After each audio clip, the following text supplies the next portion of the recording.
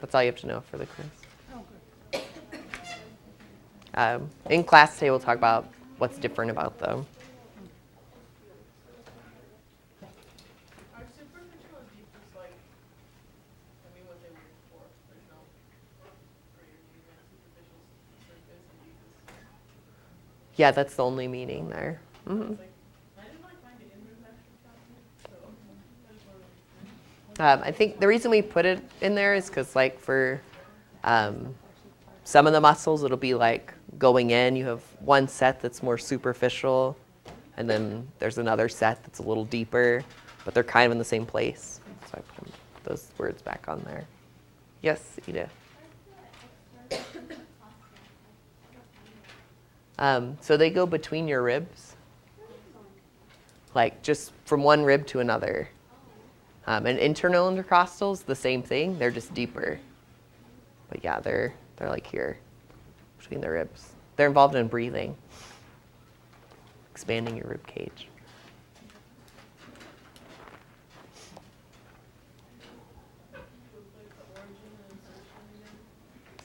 Yeah, so did anyone come up with a easy way to remember the difference between those two?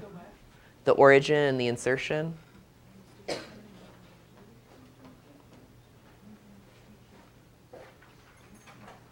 Which one moves? So the insertion, that's where the muscle attaches and there's movement. And the origin is the part where it stays stationary, basically. That's the way to think about those.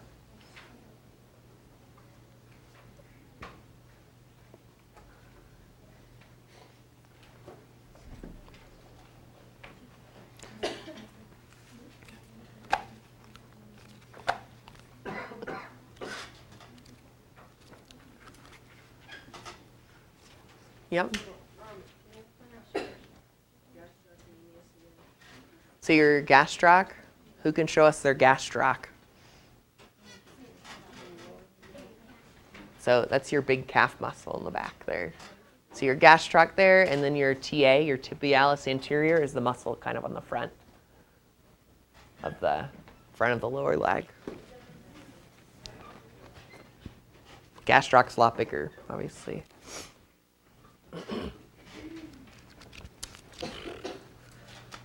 Alrighty, let's go and take our quiz then.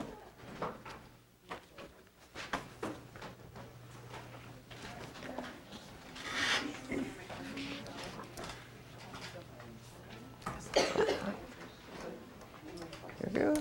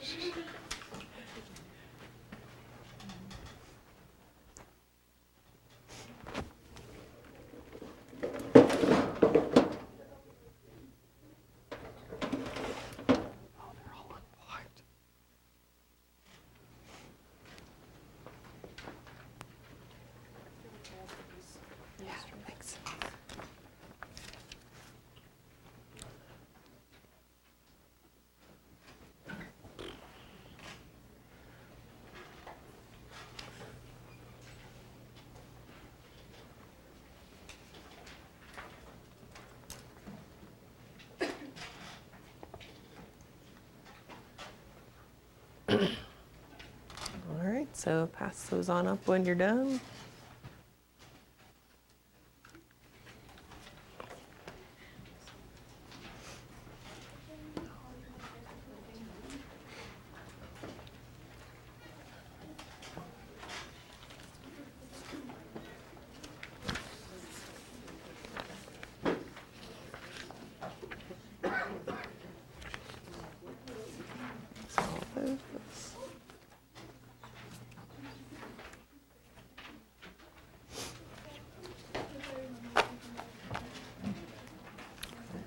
All right. So the origin, is it the stationary bone or the movable bone? Stationary. Just think origin, that's where it starts. And the insertion, that's the movable bone. So if you're thinking about all the muscles of your arms and your legs, is the origin usually more proximal or more distal? It would be proximal, right? And then the insertion is going to be distal for all like your, that's kind of one way to think about it. What's the correct name for the muscle known as your bottom? Your gluteus maximus, or if you're like one of my students from last semester, she said when she was in 3rd grade, she called it her gluteus beauteous. And thought she was like the funniest person in the world. It's pretty fun. And then which of these is part of your leg? Was it external oblique, pectoralis major, triceps, or tibialis anterior? So tibialis anterior, and part of your arm? It's the triceps there. All right, sweet. So I figured chapter 10 was hard enough. We could have chapter 11 be sort of easy. So chapter 10, part 2, we just had a few slides to finish about muscle fatigue.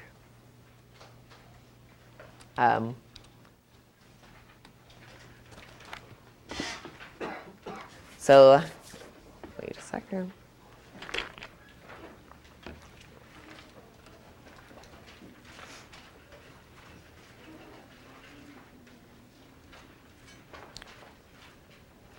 What exactly is muscle fatigue, if you were to define it, do you think?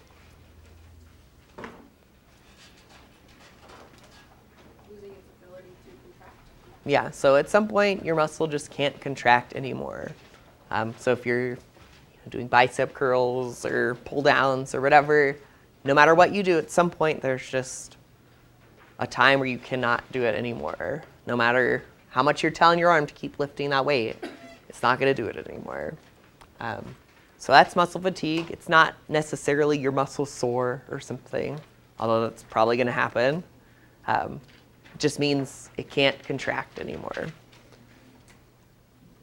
So kind of a surprise, but scientists don't actually know what the exact reason for that is. We don't know what the signal is that actually makes your muscle not contract anymore. Some things that sort of make sense, and it's probably a combination of all of these, at least most of the time. Maybe you're not releasing calcium from the SR anymore. And if you remember, that was the signal to make tropomyosin move out of the way so myosin could grab actin. So if you're not releasing calcium anymore, actin's going to be all covered up and you can't contract the muscle. Or maybe you're just out of ATP. So no oxygen, no nutrients, no ATP. What stage of that contraction's affected if you're out of ATP? Remember what ATP did? Do it? Yeah, the myosin heads wouldn't energize anymore. That'd be one. Buildup of lactic acid could signal somehow to stop everything because you're doing fermentation there. Or maybe you're out of neurotransmitter. So you remember that very first step of making a contraction was the nerve releasing neurotransmitter. And it went over to this muscle cell and started the whole cascade of events. So maybe you're out of neurotransmitter. So your brain's telling the nerve to send a signal, but that nerve's used up all its neurotransmitter, so it can't send the signal to the muscle anymore. So probably a combination of all of those. Interesting. So the answer for that one, what do you think?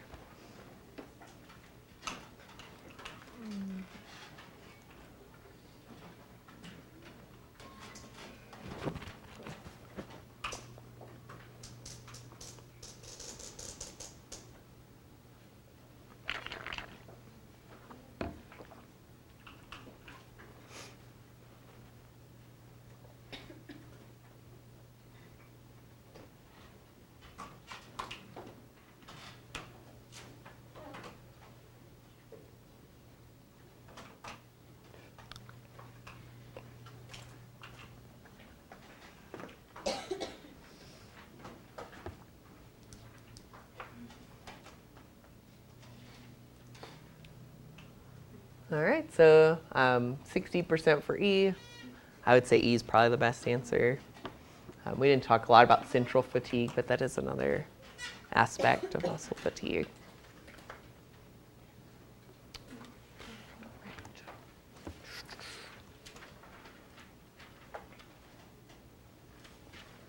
Right. So onward to chapter 11.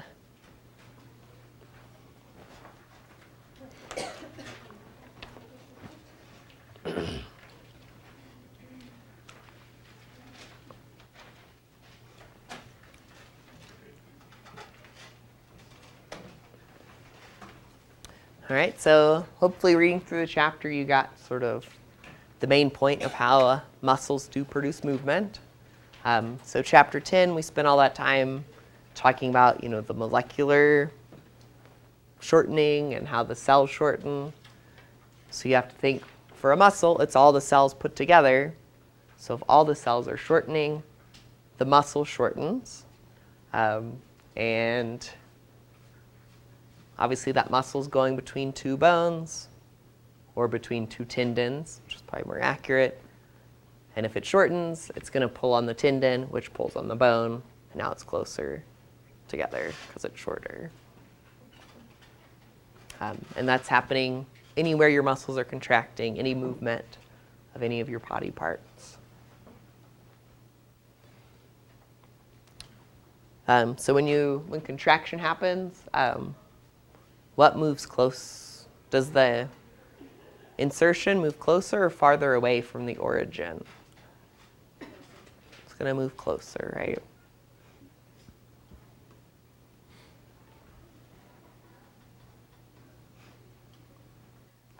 And you can actually think of your muscles and your joints as levers, which is why that was on there. So load, that's, for us, most of the time that's gravity pushing down on us. In order to counteract the load or to move your arm or your fingers, you need to put some effort into that system, which is the muscle contracting. And then they have to be connected somehow. So that's the fulcrum that connects it. So in this one, this is like a bicep curl. Your elbow's the fulcrum. The load is like the weight of gravity on your arm. And then the effort would be your bicep contracting.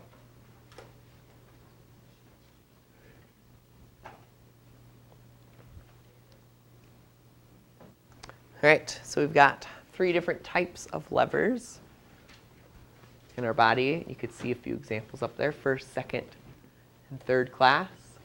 I'm going to have you fill in a table in a moment, but what's different about them is the order.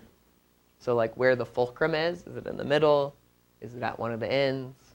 The effort and the load, are they in the same direction or opposite directions? And so third class lever was the one we just looked at, like a bicep curl, because you've got the fulcrum at one end, and then the effort, and then the load, and the effort and the load are in opposite directions. And a third class lever out in your life is tweezers. You think about that. You're trying to grab something with tweezers. The load would be pulling down, and then you would be providing the effort, like pushing that bottom thing of the tweezer up. Second class, that's like a wheelbarrow or contracting what muscle is that? Your gas truck, so going on your tippy toes. That's second class lever. And then first class lever, moving your jaw up and down there.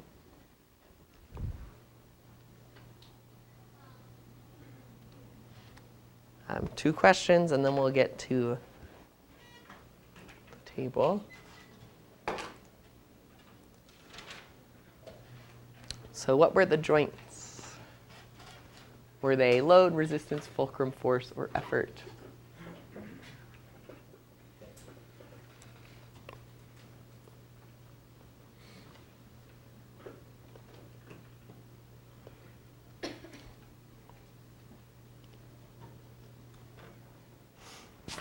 All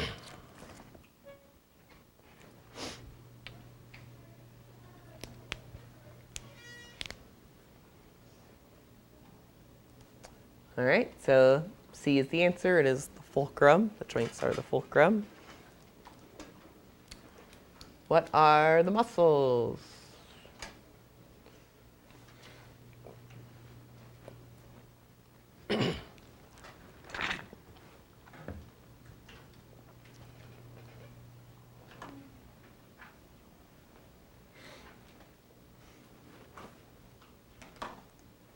All right, so the muscles are the effort. Are exactly right. It is E. All right. So with your group, I got just a simple little table for you to fill in for the 3 levers, and I'll put this one back up there.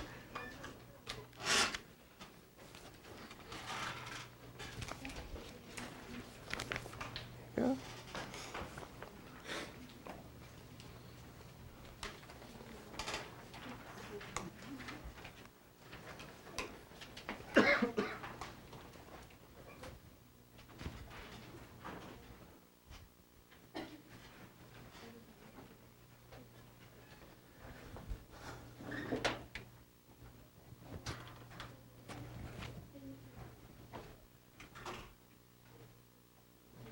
Any extras out there? Oh, you handed them over. Thanks.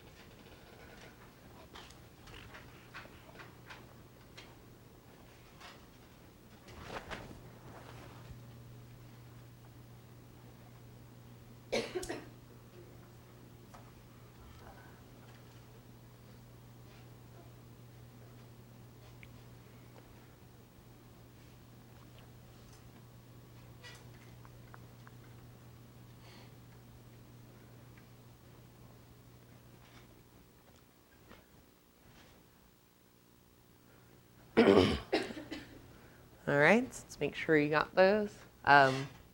For first class, got the fulcrum in the middle, effort, load, and effort and load are going in the same direction.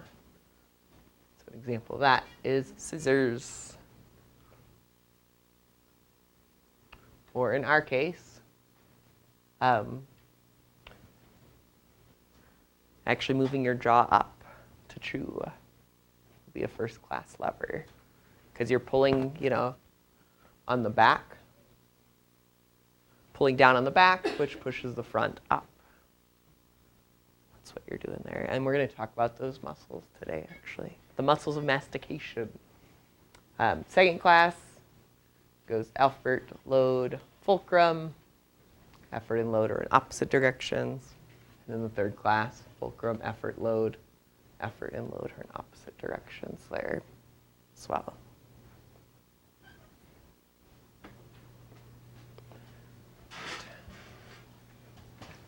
So anyways, those are your 3 types. Got them all over your body. All right, so this is kind of like we discussed towards the beginning of class. And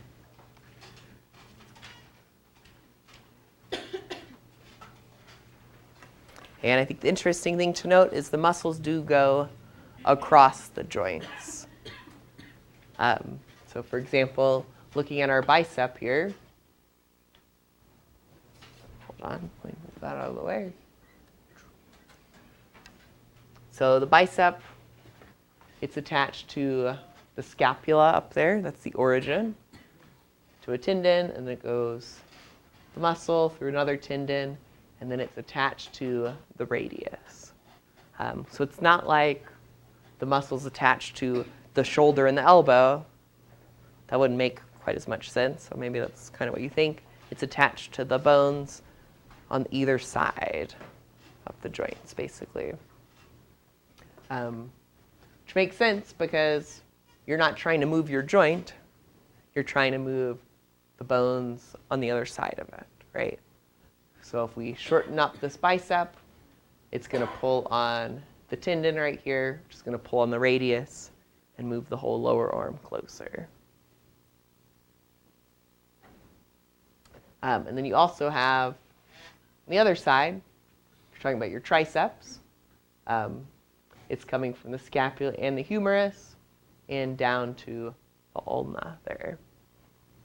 So the biceps not under humerus at all? Not exactly, not really. So if you're asking us what the origin is, then would we put the joint, or would we put like the bone that it You'd put the bone that it connects to. So the origins and the insertions are the bones themselves.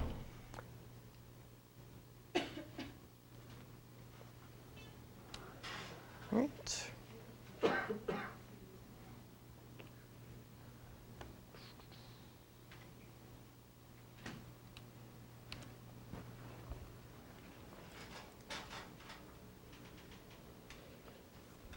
All right, so I'm going to put some answer choices in a second. But I want to know when the bicep contracts, which of these happen? So take a couple seconds, think about what's going to happen when this bicep contracts.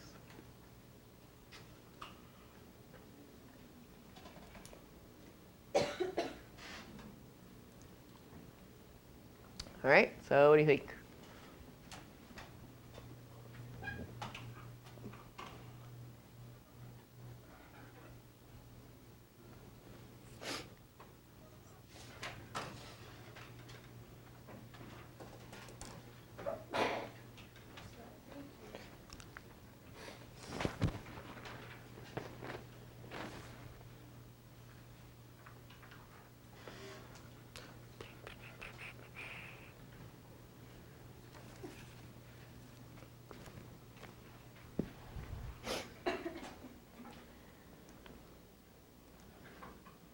All right, so maybe chat with your group there. See if everyone's on the same page with you.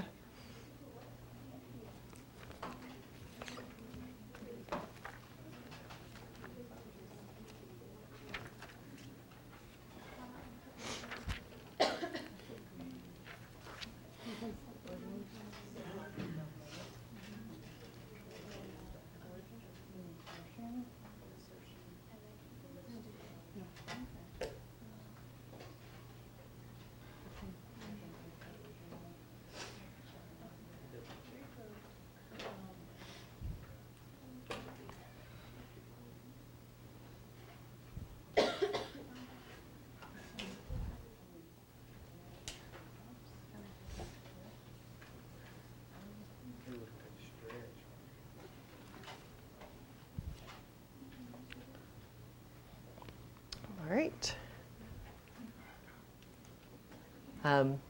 So the answer is B there. And some people may have been tempted by D there. What would happen if your tricep was opposing the movement of your bicep? Wouldn't be able to move it. Because as you started contracting your bicep, if your tricep contracted, it's going to pull it back down. What is happening to the tricep, do you think? A little bit, at least. It's going to relax, at least a little bit. Although that's probably not the best example because it's not having to relax too much, but a little bit.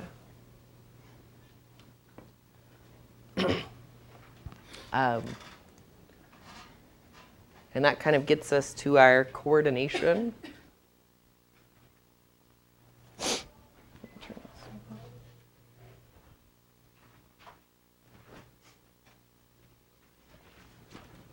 So anytime you move any of your body parts around, there's always at least two different muscles that are engaged there. The agonist is the one that's contracting and causing the action. The antagonist is the one that's stretching in response to the other one contracting. And then the synergist, that'll stabilize like the intermediate joints. So for example, if you're, trying to move your fingers, you've got some muscles that contract that keep your wrist from moving all over the place. Because you just want to move your fingers, you don't want to move everything. So that's kind of what the synergists and also the fixators do. And the fixators are a little more specific. They stabilize the origin. For example, when we did our bicep curl, do you see anything else moving in my body? So there's muscles up here that are stabilizing the shoulder, the scapula to keep it from moving. Because if you just contracted the bicep without stabilizing everything it's attached to up here, all this stuff would start moving too. So those are the fixators. So I put up here the proximal ends of the limbs very often. And this is a pretty long movie. It's like 8 minutes, but it's really helpful kind of lecture with visuals about each of those things if you're struggling at all. Although in the study guide, the only thing for those is just to give a definition for them, so don't need to spend a whole lot of time on that. All right, so what's the muscle that acts as a blank? That stabilizes the origin of the prime mover so it can act more efficiently.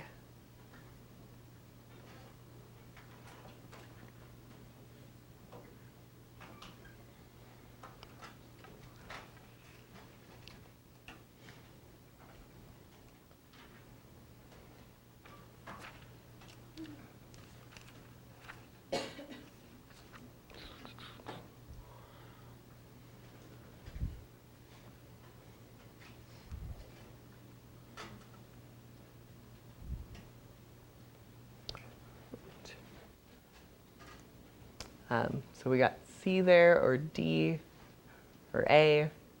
You want to take a look at that again before you vote again?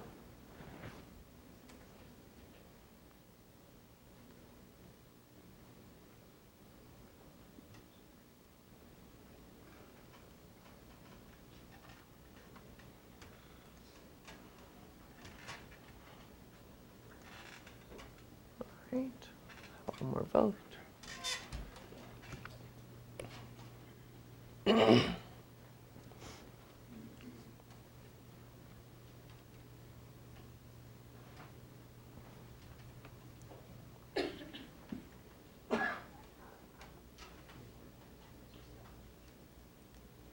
All right, so C is the answer there. That is the fixator.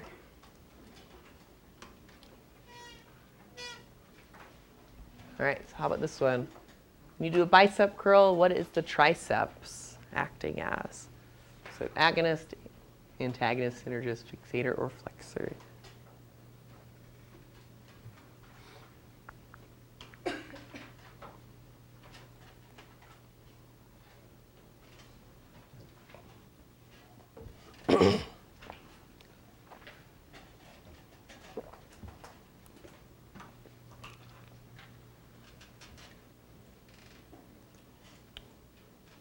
All right, let's go ahead and chat with your group there. So we got 2 answers to choose between.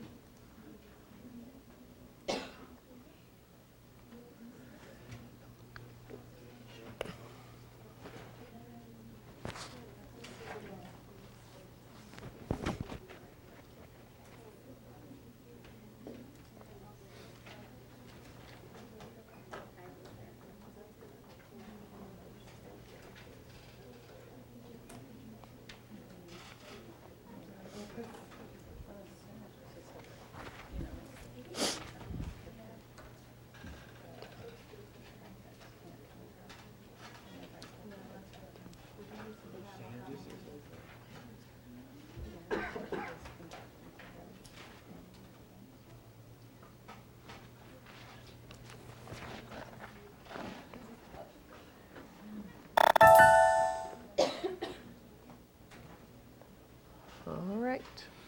So we come up with B and C. So the answer for this one is actually B, the antagonist.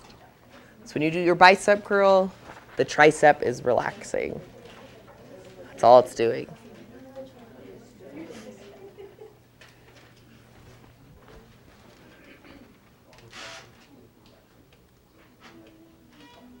All right, so another movement. When you extend your lower arm, what is the triceps doing? So that's this movement. Extension. Extension.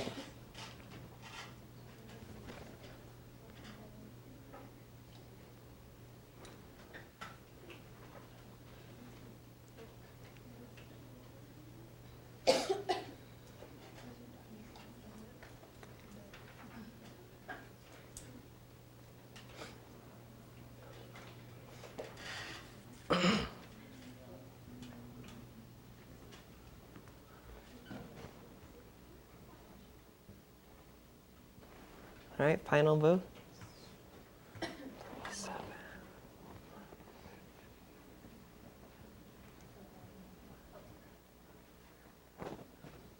All right, so go ahead and talk to your group, then we'll vote again.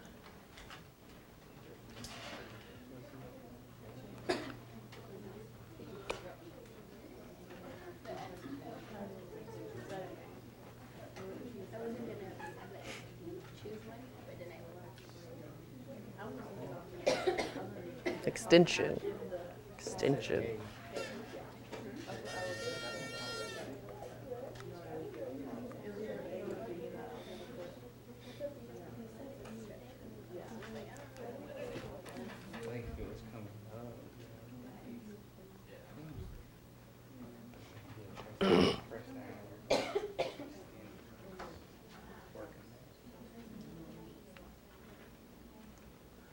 All right, so the answer for that one is A. It's the agonist. So if you notice, on the first one, triceps was an antagonist, and now it's an agonist all of a sudden. Does that seem kind of weird? So it's the movement that matters. So basically all the muscles in your body, they could be a prime mover, they could be an antagonist, could be a fixator. It just depends on what the movement is. It's not like they're a permanent agonist all the time. What's the bicep when you do this? Sorry, when you do this, when you extend. It's the antagonist. So it's kind of cool if we use this as our example. When you do your extension, the tricep shortens, and it's pulling actually on the ulna to straighten your arm. It's pulling it back closer. It's a little hard to imagine, right? But you've got a tendon coming kind of under from the tricep to the front here. And when you contract your tricep, it's actually pulling that ulna closer. And then the bicep is relaxing. But which muscle's bigger, bicep or tricep? Usually it's your bicep that's bigger. Or stronger, I guess I should say. So you think about what, which can you do more of, like a bicep curl or like pulling down like this? Right? It's like I'd say around 2 times as much, depending on how trained you are. Pretty crazy.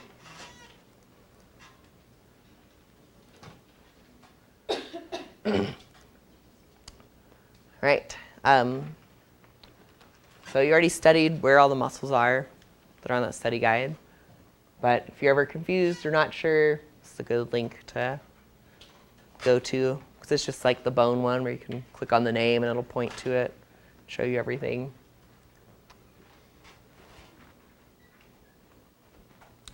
All right. So I picked out a few to go into, including the muscles of mastication. And all the muscles, they have some specific action. And what an action is what the muscle does when it contracts. So, and what do muscles do? They move bones. So your action is always moving some bone or body part. So the masseter muscle of mastication, it elevates your mandible or closes your jaw, right? The temporalis does the same. It elevates your mandible, and it also retracts it. What do you think retracted mandible is? What movement is that? Oh, that's elevating. What do you think retracting it is?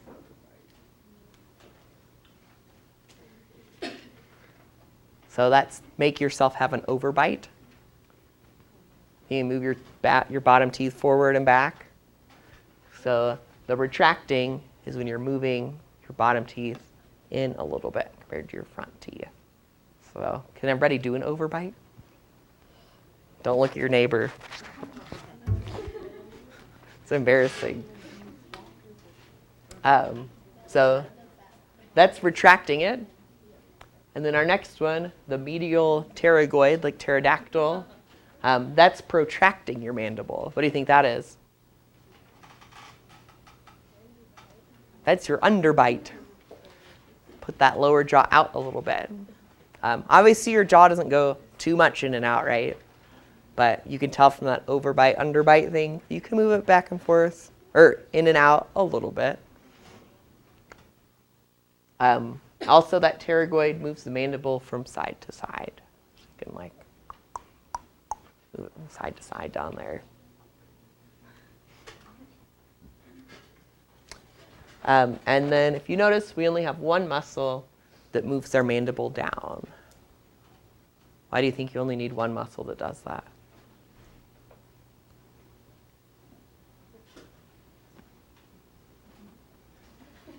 Which way is gravity pulling on your, it's pulling down, right? Also, what do you mostly need force for? Chewing, right? It's not like you have to force your jaw open so much.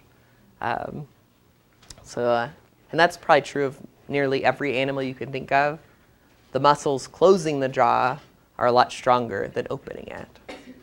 So if you've seen them like close like a crocodile's mouth or something, you're able to hold it closed almost because they don't have a super strong muscle that opens it.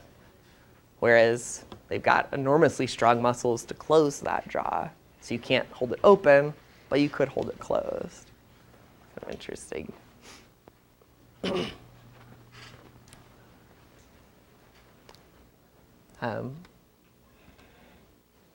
just to give you an idea of where those muscles are, temporalis up in the temple, there's your masseter, and there's the lateral and the medial pterygoid mastication muscles.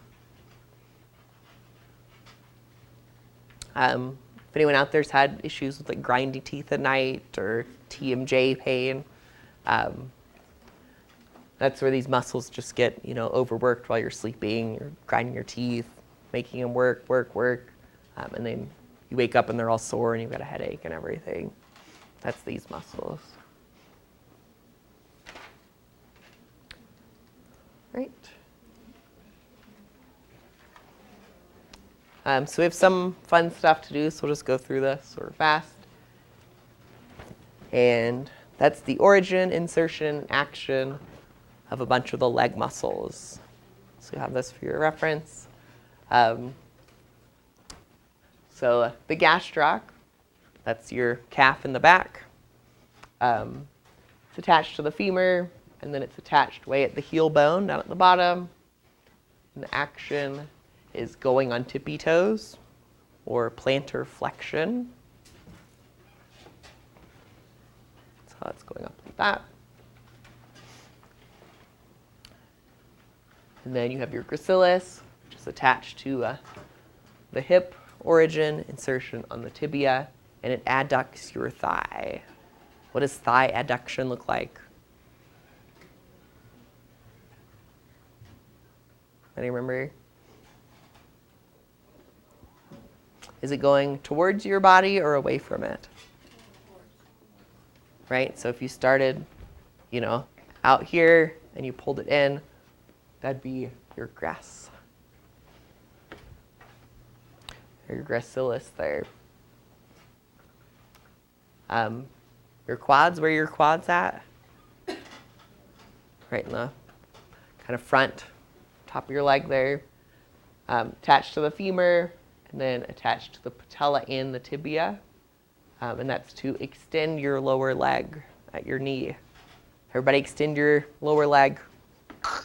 That's your quad there, like you're kicking a soccer ball or something like that.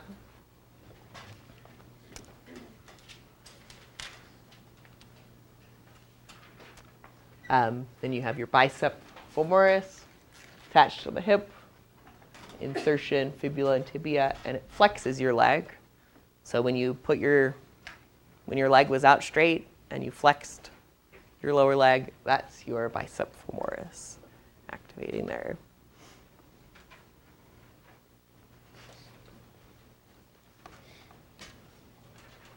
And we have a few others. The sima tendinus starts at the hip, inserts in the tibia. It also flexes your leg.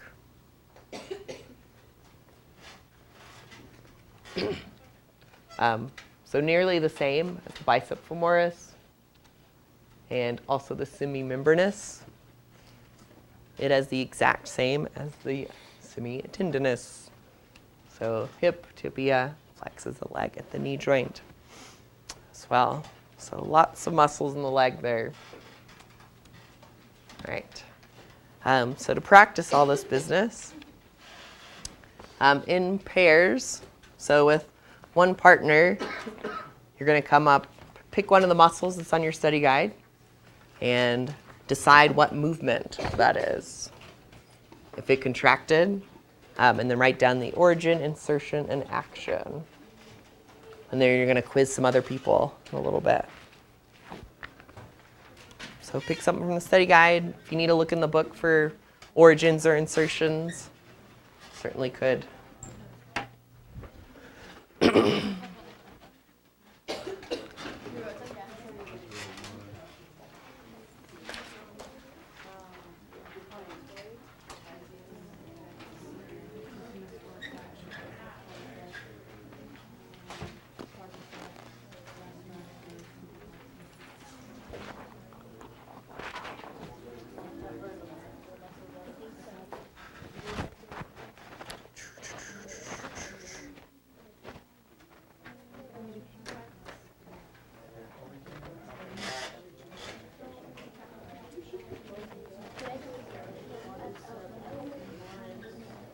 Oh, and make sure you write down which muscle you're doing. I didn't put a blank for that.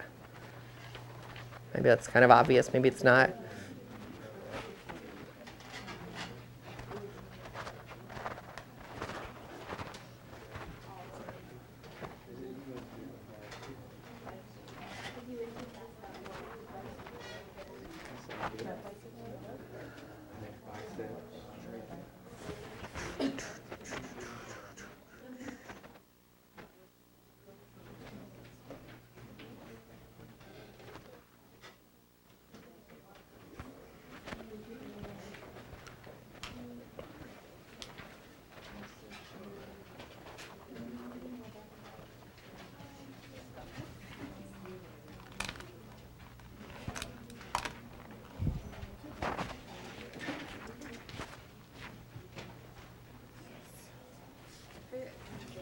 somebody else that has 2 insertion points, Mhm. do we put both of them on there, or can either or be named?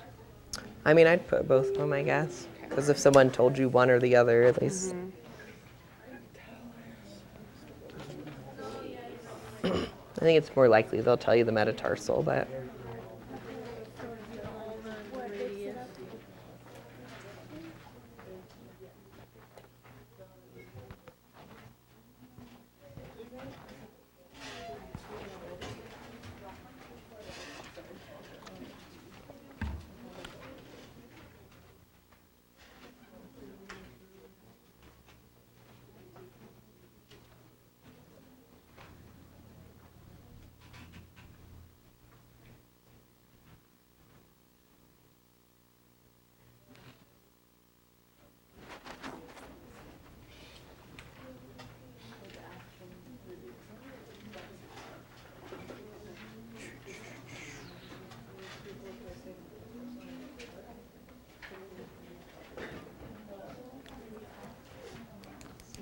Which one are y'all gonna do?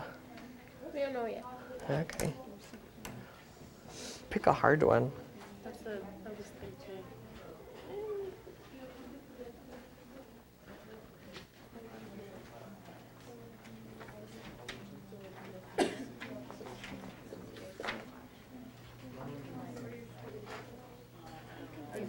Yeah. We're a little confused. Okay. So I could do like this muscle, like Uh-huh. the diaphragm. Sure. So the organ would be like the bone that it touches to. Is that what you had said? The what? Like the bone that it touches to. Mhm. It touches to. So it would be the rib cage. What is the diaphragm? What is Right that here. attached to? The diaphragm, it says in the book the origin is this process of the sternum and cartilage. So it's attached to. The ribs that are big. Oh yeah, just do sternum and ribs.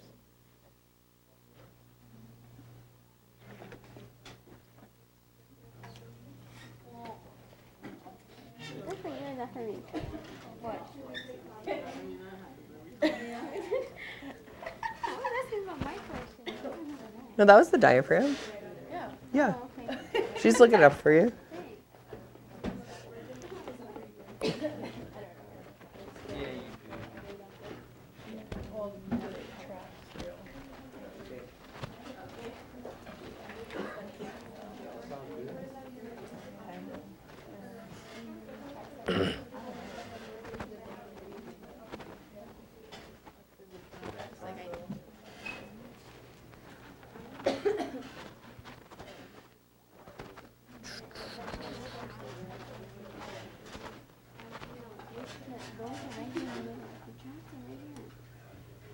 Mhm.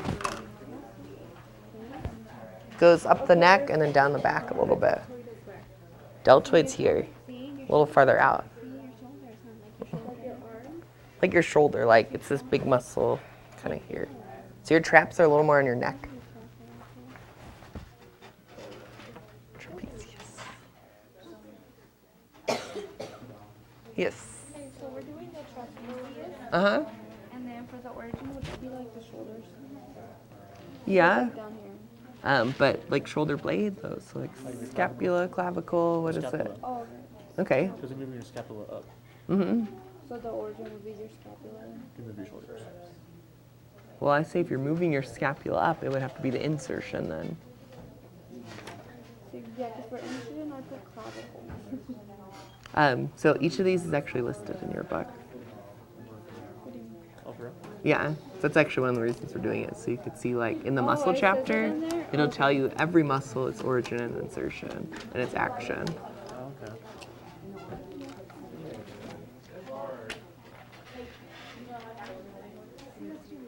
I don't like go so into it.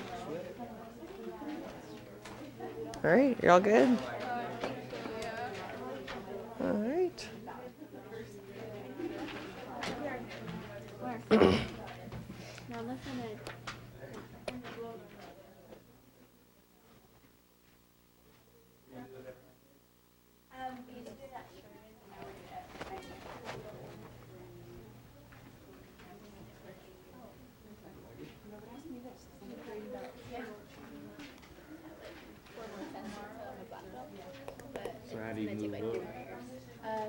When we get quizzed. Mm-hmm. Oh. Wait, so it's all what? Yeah, you just fill out one. And you're actually going to do the movement. Probably a good workout though. You're going to do the movement, and they're going to tell you what muscle it was. Stronger do you think? And then we break boards all the time. So like my hands are always free. So you're ready to fight, man.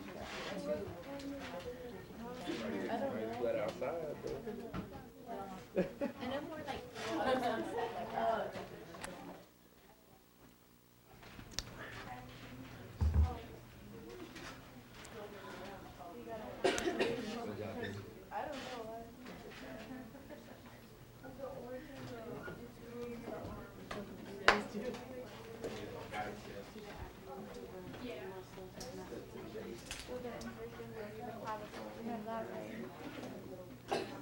How would we like just say that in a more specific way? For the trapezius? Yeah, or would that be the Oh, I would just say the occipital. occipital? So it's actually your head, right? Your occipital bone's back here. Oh, so okay. So then technically you're actually moving then is the clavicle that's moving. So the instrument would be the clavicle. Mm-hmm. Right? Boom, right there. Oh, and scapula. So that makes sense because like you were saying, it does. You can kind of tell they're both moving back there. All right, so I think everybody's got theirs. So what we're going to do next is you're going to leave your partner behind. You're going to go find 2 different people to quiz. And the way you're going to quiz them is you're not going to speak. You're just going to move that make that movement. And they have to tell you muscle, origin, insertion as best they can. And if they don't get it, obviously you could tell them. It's kind of like a learning experience. So I'm going to quiz 2 different people. So you're going to have to stand up and walk around and move the muscles. This action for the external oblique, because I mean, if you kind of Oh, so your obliques. Wait, which way is it? Is it turning out or turning in? I gotta think about it.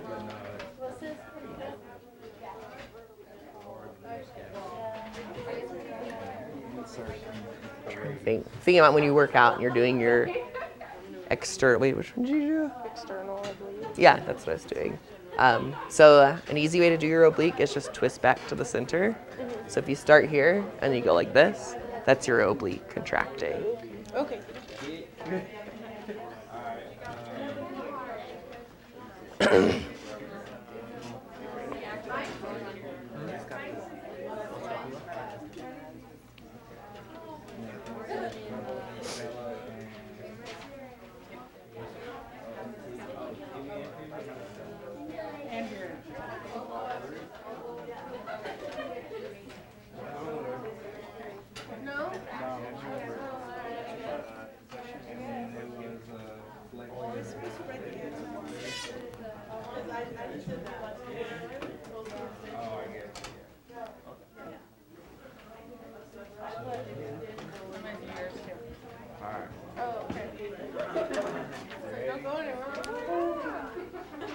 So I was thinking about I think it's both ways.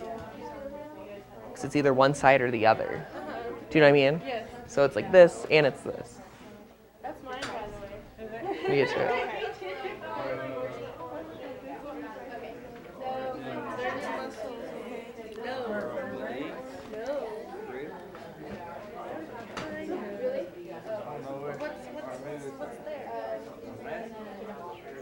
What? Your lat? That's your back. Rib. Muscle. The origin though, right? The origin. Where's the bone, right? So just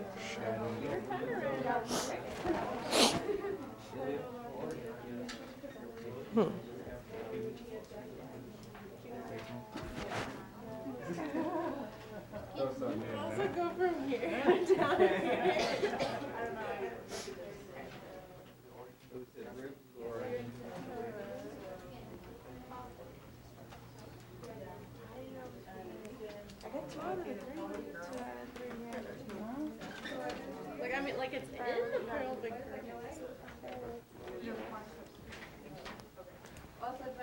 None of the things that aliens. Yeah. Right here. Mhm. We just write down what they said Yeah. about our. No, write down his. Oh. Write down Pedro's. Okay, Like cool. muscle, origin, insertion. Okay. What's the second one you're saying? If the ilium's the big part, the ischium's down low, and then the pubis.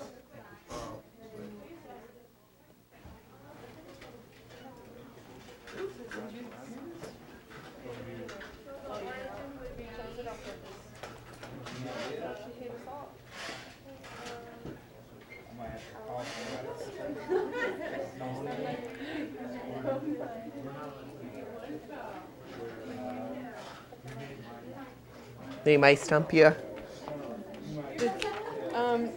Yeah, but nobody knew the insertion for that one. But Yeah. Well, that's kind of the I ideas. accepted foot. Foot. 100% that one. Yeah, it's alright. What was your movement for that one? Dorsiflex.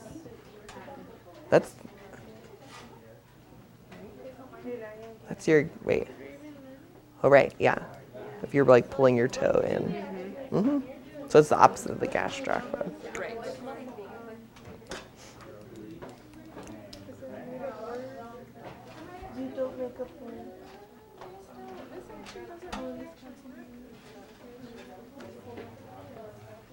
That's one you never see anybody work out, really. I feel like if you put like a weight on your toe or something, I don't even know how you would do that. I don't know. We would do like partner ones. You do like the TheraBands, and you hook your TheraBand on your partner's foot, but it's not a muscle, yeah, that you work a lot. Yeah, I'm sure like I should ask the PTA guy because I'm sure they have. Oh, yeah, there you go. You gotta have something for every muscle. Oh, yeah.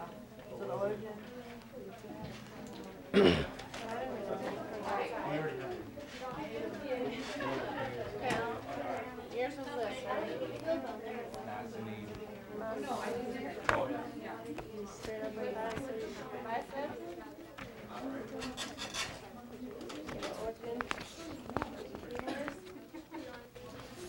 All right, so go ahead and go back. Even if you've only quizzed one person, that's okay.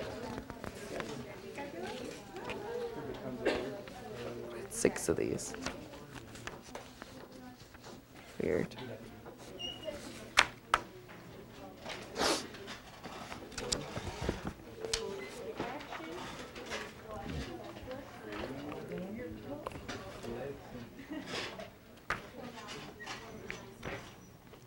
All right, so go ahead and head back. Over here.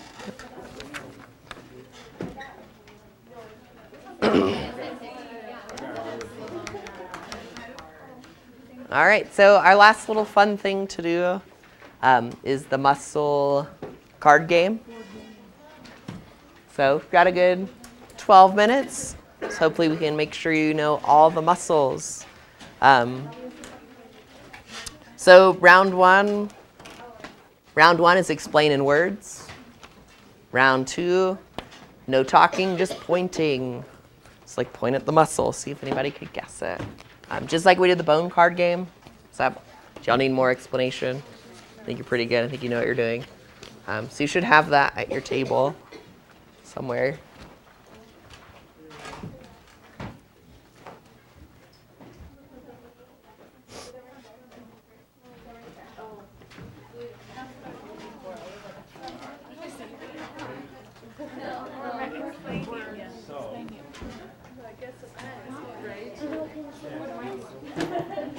Kind of what?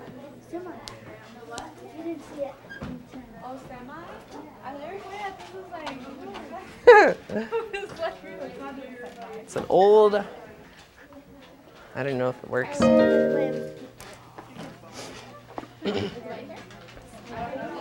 Guess y'all found yours somewhere? Yeah. Yeah. Okay.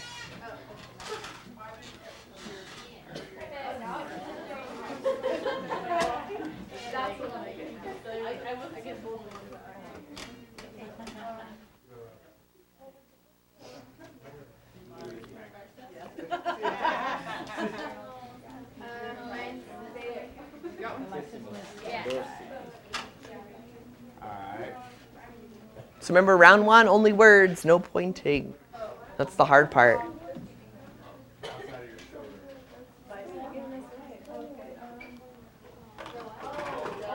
Six pack. I know, I was gonna say.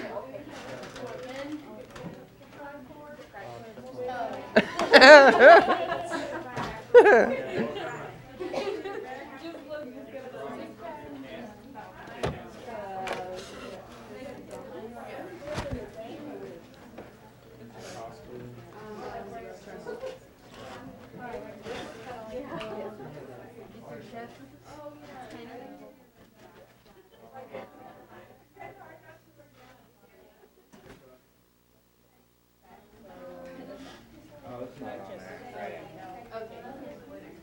You're good. Alright.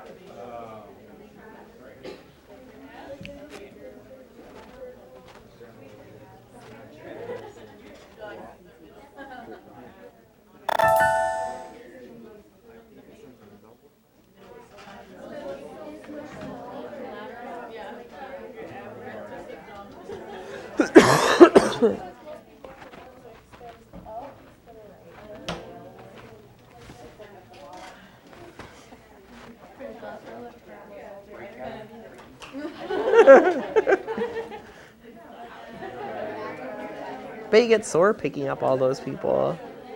People weigh a lot. I mean,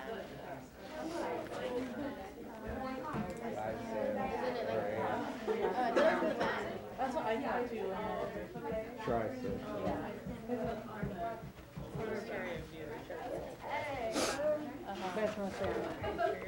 Another thing that you go for,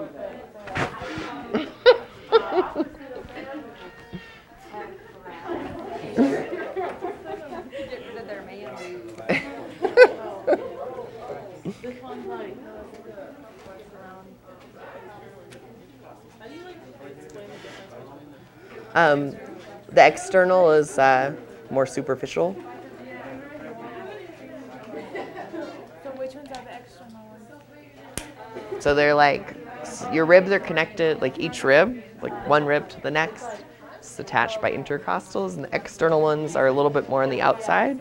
And the internals are a little more on the inside. Do they do different maintenance or just So when we get to, when you do 202, the internal intercostals do normal breathing, and the externals do forceful breathing, along with the internals. Test, what do you have to know where they're at, or Oh, for this test, just where they are. they're both on the ribs? Yeah, between the ribs.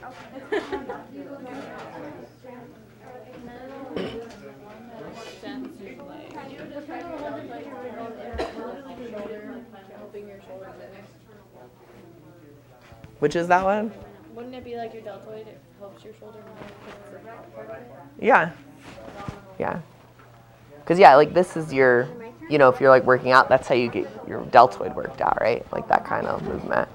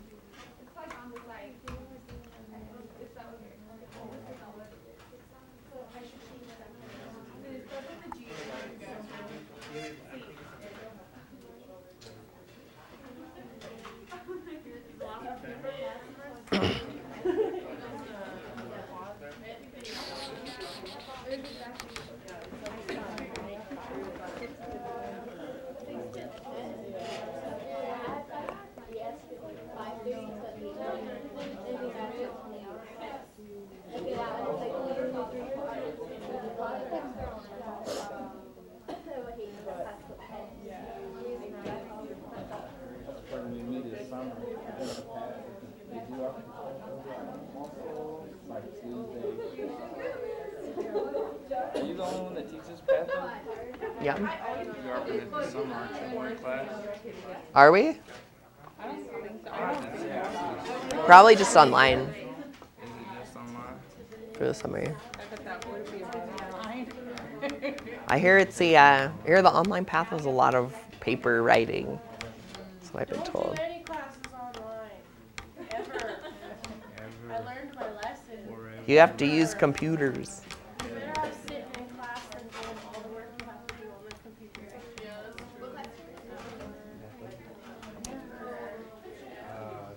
Yeah.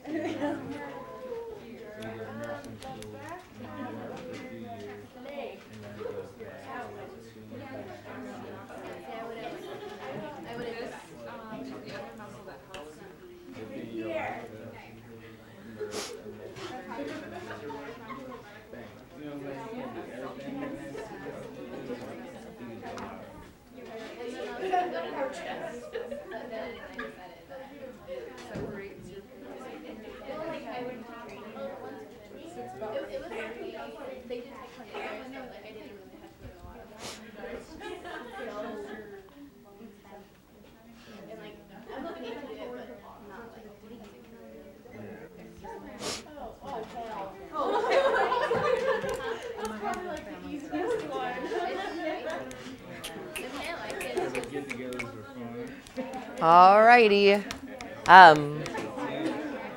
So I want to take a moment to talk about studying. When's your test? Next Tuesday. Nice try.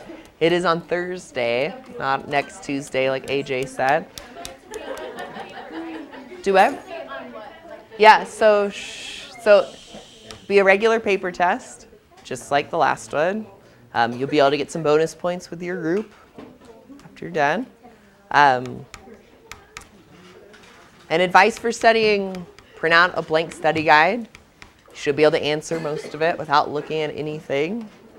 You want to be an active studier, so if you made note cards, don't just read them. Quiz yourself with them. I had someone yesterday look at me like I was crazy, like, oh, that's what you use note cards for. Not just to read them. You could use them to quiz yourself. Also, I have plenty of office hours tomorrow or Thursday before your test. If you want to come in and show me anything or ask me about anything, it could be very helpful. So make sure you know that study guide. 3 chapters, especially number 10. Yes? I don't know any of them. Definitely need to study those.